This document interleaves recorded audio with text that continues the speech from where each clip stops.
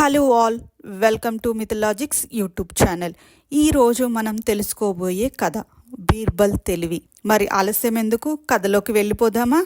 ఒకసారి అక్బర్ తన రాజ్య సందర్శనకు వెళ్ళాడు. ఈ క్రమంలో ఆయన ఒక గ్రామంలో అడుగుపెట్టాడు. అక్కడ ఆయన్ను ఒక విషయం ఆకర్షించింది. ఒక మహిళ తన ఇంటి పనంతా తానే చేసుకుంటుంది.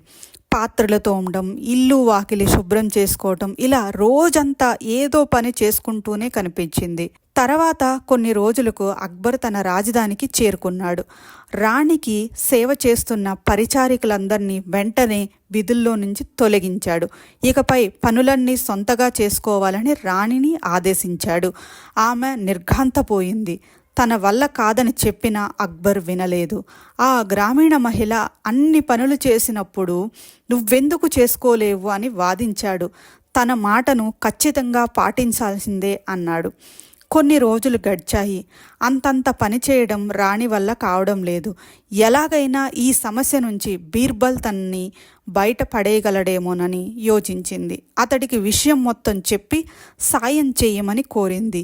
ఇంత సున్నితమైన సమస్యను ఎలా పరిష్కరించాలో ముందు బీర్బల్కు అర్థం కాలేదు. కాసేపు ఆలోచించిన తర్వాత ఓ ఉపాయం తట్టింది. ఓ రోజు ఉదయాన్నే అక్బర్ తోటకు వెళ్ళాడు. అక్కడ మొక్కలన్నీ వాడిపోయి కనిపించాయి.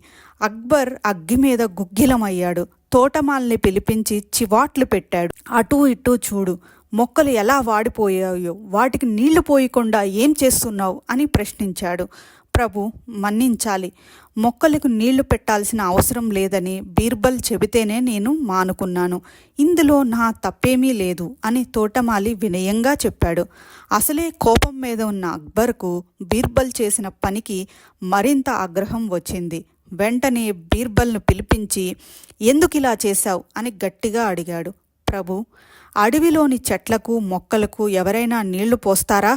అసలు అక్కడ వాటికి సంరక్షకులు కూడా ఉండరు కదా.